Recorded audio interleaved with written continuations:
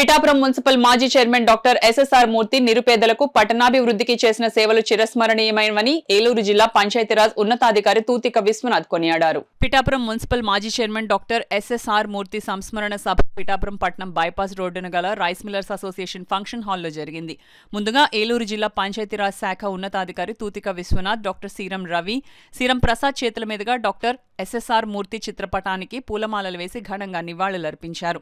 అనంతరం doctor SSR మూర్తి చేసిన సేవలను కొనియాడారు. అదేవిధంగా పట్టణ ప్రముఖులు, రాజకీయ నాయకులు, స్థానిక ప్రజలు పెద్ద ఎత్తున తరలివచ్చి డాక్టర్ ఎస్ఎస్ఆర్ మూర్తికి నివాళులర్పించారు. ఈ సందర్భంగా తూతిక విశ్వనాథ్ మీడియాతో మాట్లాడారు.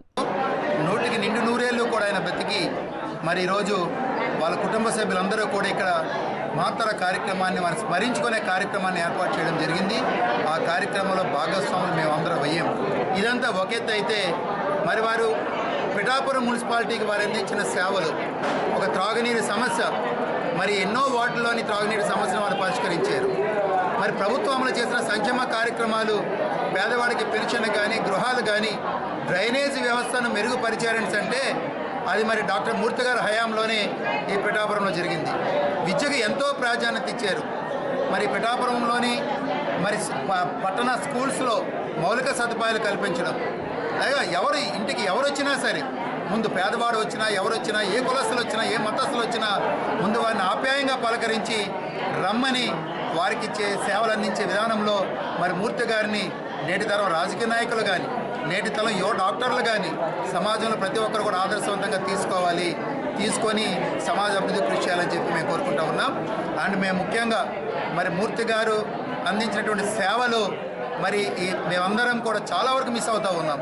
నిజంగా ఆయన లేని తీరని లోటు మాట వాస్తవంగా చెప్పాలనుకుంటే, అటువంటి మహానుభావుడు, అటువంటి వ్యక్తి మళ్ళీ పుడతాడా అన్న భావజాలం కూడా చాలామంది జనాల్లో ఉంది. మరి వారి కుటుంబ సభ్యులైనటువంటి మా సీరం ప్రసాద్ గారు, వారి కుటుంబ సభ్యులు ఈరోజు సంస్మరణ సభగా ఈ ప్రాంగణంలో ఏర్పాటు చేయడం, దానికి మేమందరం రావడం, వారి అభిమానులు చూశారు. ఈరోజు పిఠాపురం ఇక్కడంతా కూడా కొన్ని వేల మంది అభిమానులు వారికి రావడం, వాళ్ళని స్మరించుకోవడం అన్నది మాకు చాలా చాలా గొప్ప అనుభూతిగా, అవకాశంగా భావిస్తూ ఉన్నాం. ఒక్కసారి మేమందరం కూడా మరి డాక్టర్ మూర్తి గారికి జోహార్లు పెరుగుతూ మరి అమర్ రహే అనే నినాదంతో కార్యక్రమాన్ని